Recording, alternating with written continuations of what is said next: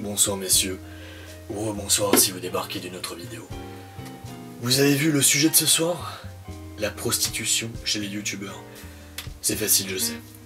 J'en ai conscience, mais j'utilise les armes qu'utilisent des gens vraiment sans scrupules depuis des années. C'est-à-dire une miniature provocatrice, un titre putaclic, parce que maintenant j'en ai plus rien à foutre. Donc, dans cette vidéo, je vais aborder la prostitution de ce monde, de ce beau monde merveilleux de YouTube. Et surtout, on va parler du problème d'algorithme avec ce merveilleux site qui est YouTube. Site que je remercie du reste parce que c'est quand même sympa qu'on puisse tous proposer des créations sans que ça demande d'argent, sans qu'il y ait de contrat signé obligatoirement, que tout le monde puisse se lancer, qu'il le veuille ou non. Voilà, ça c'est sympa. Maintenant, il y a eu tellement de dérives depuis des années, et l'idée m'est venue parce que je suis retombé tout à l'heure sur la chaîne en scrollant, sur Chez vous en HD3, la collection de Kalios, et je me suis dit, putain, quel dommage cette vidéo, quel gâchis. Pour vous mettre dans le contexte, il y a plusieurs années, on était les premiers à lancer le concept de Chez vous en HD, qui à la base s'appelait J'irai jouer chez vous. Un petit mot là-dessus. Mais écoutez, ça va être nos limites maintenant. C'est-à-dire que maintenant, je vais déballer les dossiers. Je vais tout envoyer maintenant dans la gueule des gens, j'en ai plus rien à foutre. Ça fait trop longtemps, puis en même temps, j'ai pris le recul, et je comprends totalement que des gens se disent, putain, mais qu'est-ce que tu perds ton temps à parler de ça? Je peux comprendre ça, je comprends ce point de vue, genre, qu'est-ce que tu perds ton temps à parler de ces mecs? Mais parce que c'est important, parce qu'en fait, le truc, c'est qu'il y a des gens qui profitent du système, ils passent à travers les mailles du filet, et en fait, ils sont jamais rattrapés. Vous savez, en fait, bon, je vais faire une analogie qui n'a pas grand chose à voir, quoique, mais il y a des gens parfois qui tuent d'autres gens. Vous voyez, il y a des meurtriers qui sont en pleine nature, qui se baladent sans problème, parce qu'ils sont passés à travers les mailles du filet, ils seront jamais rattrapés. Peut-être parce que une des victimes n'a pas porté plainte, ou parce qu'un des flics n'a pas fait son boulot, etc., etc., etc. Il y a plein de raisons pour lesquelles certaines personnes passent à travers les mailles du filet. Et moi, c'est vrai que je me suis tenu vraiment muet pendant très longtemps. À chaque fois que j'ai été attaqué, il y a eu beaucoup de jalousie au commencement de cette chaîne. Pour ceux qui connaissent pas, vous comprenez pas, et je le comprends. Quand j'ai commencé cette chaîne en 2011, j'étais victime d'énormément de jalousie, d'une cooptation de certaines personnes de ce milieu pour me descendre, parce que c'était trop bien par rapport à ce qui se faisait à côté. Parce que vous savez que nous, en France, on est un petit peu à la ramasse par rapport aux États-Unis, et en 2011, ça n'y faisait pas exception. C'est-à-dire que moi, je suis arrivé avec un concept qui était intéressant, novateur, avec de belles couleurs, un beau décor, un univers, des cadres, un montage, etc., etc. Et ça plaisait pas à certaines personnes qui faisaient juste soit du fast cam, soit de l'enregistrement de jeux vidéo. Ça leur déplaisait de voir un mec qui était beaucoup trop au-dessus techniquement, vous voyez, mais c'était juste techniquement. Après, la personnalité, c'est autre chose, vous voyez. Mais déjà, il y a un mauvais état d'esprit, puis ça continuait petit à petit. En fait, plus on est monté avec mon ancienne équipe, plus on était victime d'un bizutage de la part de certaines personnes influentes dans ce milieu qui ont essayé de nous blacklister. Bref, ça c'est un truc, vous connaissez peut-être pas tous les bails, il y a beaucoup de mensonges qui sont mis sur internet, et là vraiment tout ce que je vais dire, tout ce que je vais raconter, vous savez, il y a souvent un argument qu'on utilise, c'est ah mais vous savez que dans une histoire il y a toujours deux facettes, il y a toujours deux versions. Non, non. Il y a toujours quelqu'un qui dit la vérité et toujours quelqu'un qui ment. C'est ça la vérité, c'est ça l'état des choses, d'accord? Et ce que je vais raconter là, ce sont vraiment des choses qui sont arrivées. Ce ne sont pas des mensonges. Alors évidemment, pour certaines personnes qui m'écoutent là, qui connaissent pas la chaîne, qui pour la première fois, qui m'entendent pour la première fois, vont dire mais attends, comment je peux savoir que lui dit la vérité et que le reste c'est du bullshit et qu'est-ce que j'en ai à foutre? C'est une bonne question. Je vous le dis, c'est la vérité. Après, évidemment, c'est à vous de décider si c'est la vérité pour vous. Ça c'est un truc, mais il y a l'état de fait objectif et votre vision subjective des choses. Bref, toujours est-il que quand on a fait Chez vous en HD à l'époque, à la base ça s'appelait J'irai jouer chez vous. C'est un concept que j'ai pompé sans vergogne, hein, je le dis clairement sur Antoine de Maximi avec son émission J'irai jouer chez vous. J'irai dormir chez vous, pardon. Et je m'étais dit ça serait sympa de faire la même chose avec des collectionneurs de jeux vidéo. Et là j'annonce ça, j'annonce qu'on va faire cette émission, c'était quoi, fin 2011, et j'annonce qu'on va faire J'irai jouer chez vous, en allant chez un collectionneur, le premier c'était à Bordeaux. Puis là t'as un mec qui me contacte qui s'appelait David Ricardo, qui me dit non attention, attention, j'ai déjà déposé cette marque je sais plus où, c'est moi qui l'ai dit en premier, etc. Alors moi j'étais jeune à l'époque, j'étais naïf, j'étais complètement con, je l'ai cru. Je me suis dit peut-être que ce mec me raconte la vérité. À mon avis c'était un ramassis de bullshit, mais je me suis dit bon bah je m'en fous, je vais renommer ça du coup Chez vous en HD, comme ça tout le monde est content, puis je me prenais pas la tête, moi j'avais pas en tête le buzz, l'algorithme et les mots-clés. Ouais, le mec par contre a été intelligent, c'est qu'en fait il a vu que moi j'ai une bonne idée, du coup il me l'a pompé, et il s'est dit, dans le futur, j'irai jouer chez vous, ça serait un très bon nom. Parce que finalement c'est littéralement, j'irai dormir chez vous, mais en jeu vidéo, vous voyez. Mais ça c'était mon idée à la base. Bref, du coup je me suis fait avoir comme un crétin, comme un gogol, j'étais jeune, naïf. On nomme ça, j'irai chez vous en HD, pardon, et on sort 3 émissions. Et d'ailleurs, le mec il m'avait dit, j'ai eu l'idée, on a commencé à préparer, on a tourné, etc. Leur concept est arrivé que des mois après, hein. Genre on avait déjà eu le temps de sortir 3 émissions du concept, on allait voir des collectionneurs, et le mec n'avait toujours rien sorti. Et beaucoup plus tard, j'ai vu qu'ils ont effectivement sorti le truc en me pompant allègrement, sans verre. Alors là, c'est bon, on va dire cette bonne guerre, parce que le concept n'est pas révolutionnaire, moi j'ai pompé sur Antoine de Maximi, eux ils m'ont pompé, bon, mais le minimum syndical, c'est de dire voilà, on s'est inspiré de ce mec là. Voilà, ils l'ont jamais fait. Donc Wawa et ce David Ricardo, je sais pas d'ailleurs s'il est encore dans l'équipe et je m'en fous, ont repompé sans vergogne ce que je faisais. Et ça pourrait s'arrêter là, oui, ça pourrait juste s'arrêter là. Seulement après non. Oui, c'est qu'après, il y a eu tellement de trucs que j'ai eu dans ce milieu. Un jour, quand je tenais ma boutique de jeux vidéo Game Haven, je sais pas s'il y a certains d'entre vous qui ont commandé ou précommandé le jeu Paprium de Watermelon. Oui, c'est un jeu qui est annoncé depuis perpète sur Mega Drive. J'espère qu'il va sortir un jour. Moi j'étais en contact avec le réalisateur du jeu, le mec qui va sortir Paprium. Il m'a fait écouter la bande son intégralement et il nous avait proposé de mettre en avant des photos sur papier glacé, de screenshots du jeu pour un peu faire monter la sauce. À une époque, c'était je sais plus, vers 2013-2014, un truc comme ça. Et un jour, Wawa se ramène dans le magasin, moi j'étais pas là, il y avait JB, et le mec prend des photos comme ça, et puis il balance sur son Twitter, attention, Watermelon Paprium, ce jeu va sortir début, je sais plus s'il avait dit début 2014 ou début 2015, au final c'est jamais arrivé. Moi j'ai Gwenel, le créateur, qui me dit c'est quoi ce bordel, moi j'ai dit bah écoute, c'est ce mec là qui est venu chez nous, on n'a aucun rapport avec ça, j'espère vraiment que ça pose pas de problème, mais non t'inquiète, mais c'est n'importe quoi. Tout ça pourquoi? Pour grappiller son petit quart d'heure de gloire sur internet, vous savez, pour faire genre moi j'ai des exclus, moi je connais le développeur, moi je suis dans la confidentialité, même moi qui l'étais, j'en avais rien à foutre. Moi je respecte à fond le jeu, le projet, mais j'allais pas comme ça me mettre en avant et dire écoutez les mecs, oh là, tous les mecs qui ont précommandé, vous savez quoi? J'ai des infos sur Paprium, je m'y connais. Putain de merde. Bref, tout ça pour vous dire que tous ces procédés sont fumeux. Déjà pomper quelqu'un sans le mentionner, sans jamais venir vers la personne en disant voilà j'adore ce que t'as fait, est-ce que ça te dérangerait pas si je repompe ce que t'as fait? Là d'accord, il n'y a pas de problème et on peut le dire gentiment, il n'y a pas de souci. Mais là le faire sournoisement, puis en plus on a envoyé un mec qui soi-disant avait l'idée avant moi alors qu'il n'y avait rien qui était sorti, même 6 mois après qu'on commence ce concept, vous voyez c'est tellement honteux pour moi avec le recul. Le mec qui ensuite, le même mec, hein, qui vient prendre des photos, met sur Twitter son truc, etc. Puis après quoi, qu'avec l'algorithme YouTube, vous savez, avec cet algorithme complètement foireux, plus tu te vends en fait, plus tu fais des titres putaclic, des miniatures putaclic, mais peu importe ta passion, peu importe ton talent, peu importe à quel point tu vas amener quelque chose de nouveau aux médias, mais putain tu vas être mis en avant. Puis le problème c'est qu'après t'as une partie des gens qui est assez naïve pour croire en la sincérité du mec et se dire putain c'est nouveau, c'est frais, c'est cool. Et je retombe sur cette vidéo, donc on avait fait Kalios, cette vidéo chez vous en HD, la collection de Kalios, et je me dis putain mais il y a tout quoi. Sans me vanter, franchement, avec le recul, vous rematez cette vidéo, il y a la réa, il y a une volonté de mise en scène, il y a un montage, une bonne utilisation des musiques, en plus des musiques que j'ai repris en partie, bon petit scénario sympathique, sans présentons, mais plein de références, et vous voyez, le tout est quand même extrêmement sympathique, et je me dis, putain, le concept qu'on a créé, qu'on a mis en avant, a été repompé, et est devenu de la merde, parce que j'ai regardé une fois ce que ça donnait, j'ai pas tout regardé, hein, vous m'excuserez, peut-être qu'entre temps ça a évolué, mais putain, la seule fois que j'ai regardé, c'est, alors, je me filme comme ça face caméra, je mets bien en avant, alors que putain, le cœur de la vidéo, c'est censé être le collectionneur, ce qui va t'apporter comme anecdote. Vous voyez pourquoi il a collectionné ça, son vécu, son ressenti, puis au-delà de ça, putain, faire un truc inventif, un truc intéressant quand on va pomper ce qu'on a fait. Sans déconner, soyez un peu imaginatif, faites un truc qui envoie du rêve.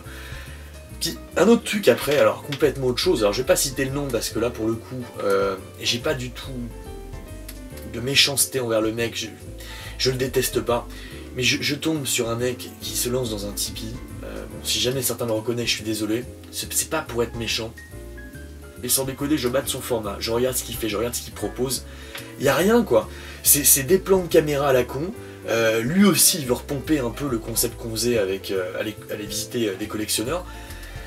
Mais il y a rien, quoi. Il y a rien en termes de contenu, en termes d'intérêt. Putain, il y a 2-3 inserts, 2-3 anecdotes à la con. Ça va pas assez loin. Faut l'amener plus loin le concept. Et après, les mecs veulent être financés par Tipeee. Moi aussi, je veux être sur Tipeee. Moi aussi, je veux que vous m'envoyez beaucoup d'argent pour faire un tout petit peu. Franchement, se torcher en 2 heures. Ce qu'on a fait chez Kalios, c'est des heures et des heures de boulot. Hein, ne serait-ce que pour le tournage, mais ensuite pour le montage, puis en amont, tout ce qui a été écrit, vous voyez, c'est un vrai travail, et pourtant on n'a pas été payé, on l'a fait pour 0 à l'époque, comme la nouvelle ère, comme la mini-série, vous voyez, et moi je vois tellement de gens fake se lancer sur YouTube.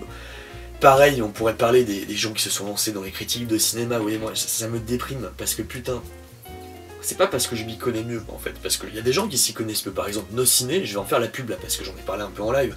Là au moins la vidéo va rester, allez voir la chaîne de Nos Ciné YouTube, ça c'est des connaisseurs, ça c'est des mecs quand ils parlent de cinéma, il y a les anecdotes, il y a la connaissance, ça a été digéré, on peut être d'accord ou pas, mais au moins putain quand ils me parlent j'ai pas l'impression d'être pris pour un mongol, en fait moi là où je me sens pris pour un demeuré, c'est toutes les chaînes YouTube qui ont éclos post-Durandal. Durandal en lui-même, j'ai aucun antagonisme envers lui non plus, parce qu'il a l'air sympathique, ça a l'air d'être un mec gentil, mais il n'y connaît rien, et ce qui est dramatique, c'est qu'il a fait des études de cinéma. À chaque fois que j'ai pu l'entendre parler cinéma, c'est la catastrophe intégrale.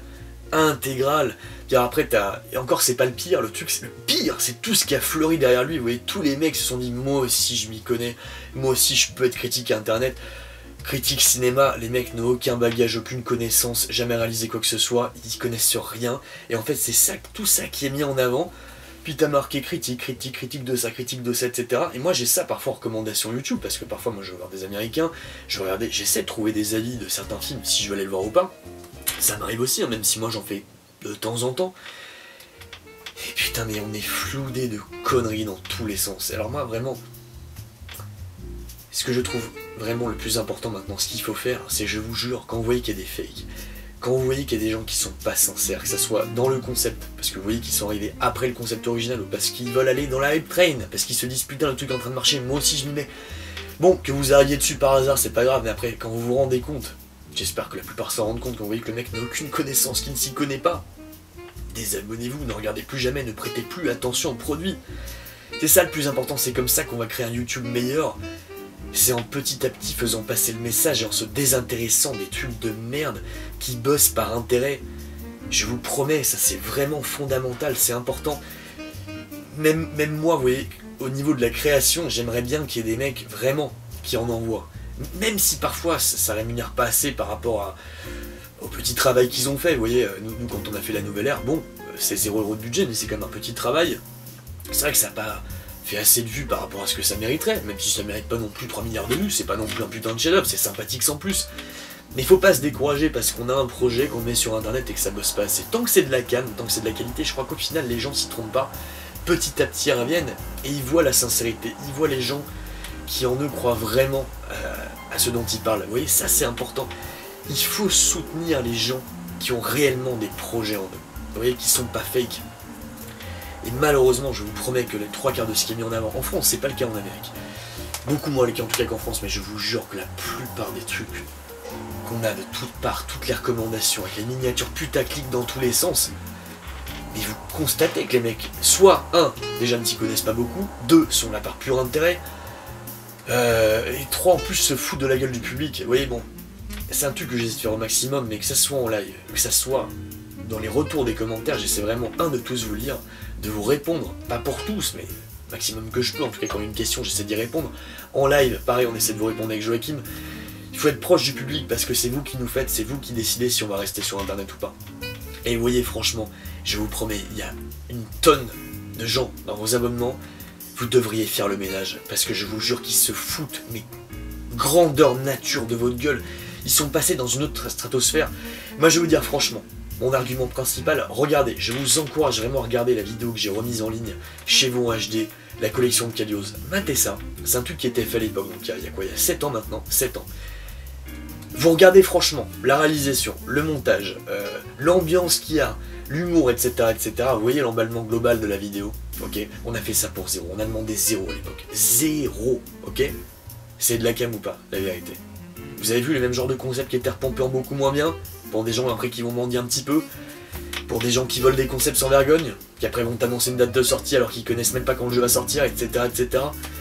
Je parle ensuite des gens qui se sont vendus, qui prétendent être communistes, qui se sont vendus à des sites capitalistes, qui se prostituent, qui ont vendu leur cul, mais qui soi-disant sont communistes, qui sont là pour le partage, et qui après moi m'ont fait passer pour une espèce de capitaliste complètement dingue, qui en a rien à foutre des gens, qui partagent pas. Ceux qui me connaissent, vous savez à quel point je partage. Bon, tous ces mecs-là, en fait, tout ce milieu, moi je dis, il faut le faire exploser. Sans déconner, il faut le faire exploser. Et comment on le fait exploser? En vous désintéressant de tous les fakes qu'il y a dans ce milieu. Autre chose, parce que ça je vais pas l'oublier, Bibix dans la vidéo. Donc Bibix, il faut que je laisse un mot sur cette chaîne, il faut que je laisse quelque chose d'une réponse.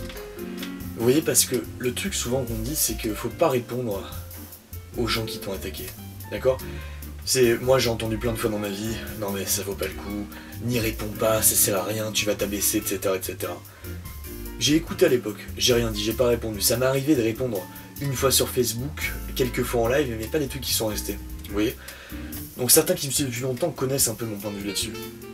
Mais ceux qui connaissent pas, qui regardent de loin, etc., et peut-être qui s'en foutent du drama, de toutes ces conneries, le truc c'est que moi je n'ai jamais répondu en vidéo. Et vous vous dites putain mais c'est quoi ce délire, tu réponds 7 ans après, t'es sérieux? Ouais. Je réponds 7 ans après, je vais laisser une trace parce que là, il réapparaît dans cette vidéo.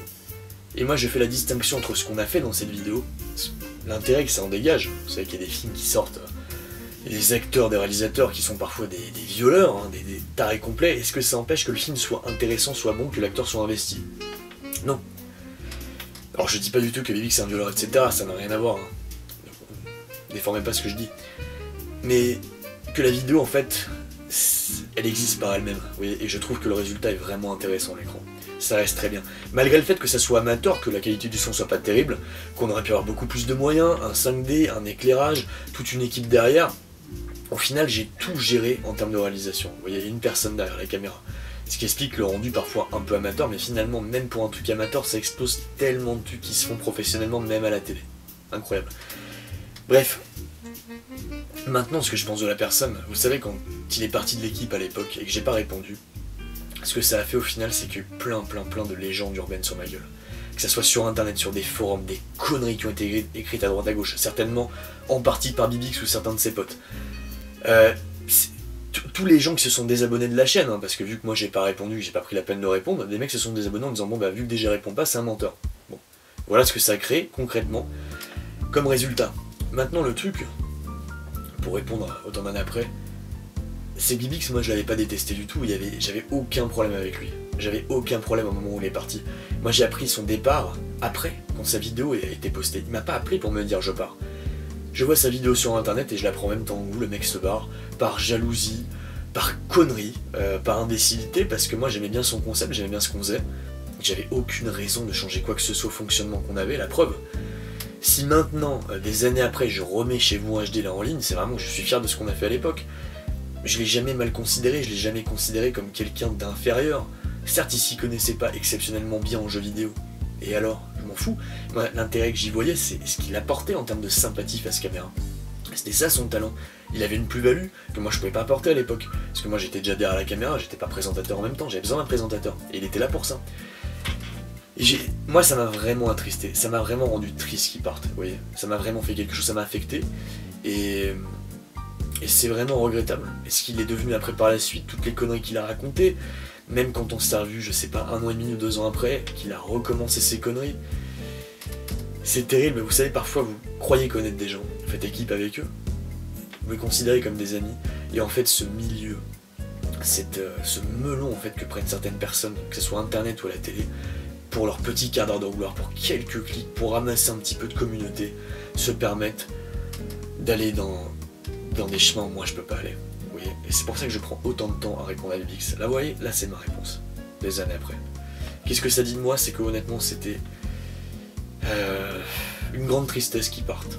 Voilà, ça a été vraiment regrettable. C'est une rencontre ratée. Voilà, parce qu'on aurait pu, je pense, continuer pendant des années à faire des bons trucs. Je pense qu'il n'y avait pas de... Il n'y avait pas d'incompatibilité profonde entre nous, à part son ego. Alors fait, c'est ça souvent qui sépare les gens, c'est une question d'ego. Et dans ce milieu, il y a tellement de gens qui ont un ego de fou et ils se rendent même pas compte, en fait, qu'ils ont de l'ego. C'est-à-dire que quelqu'un comme moi, ils vont dire, voilà, vous voyez déjà, regardez comment il s'exprime, lui, c'est un mec qui a de l'ego. J'espère, en tout cas, avoir assez de recul pour me rendre compte quand je vais un peu trop loin, quand je déconne un peu. Je pense que globalement, j'essaie de faire des bons trucs.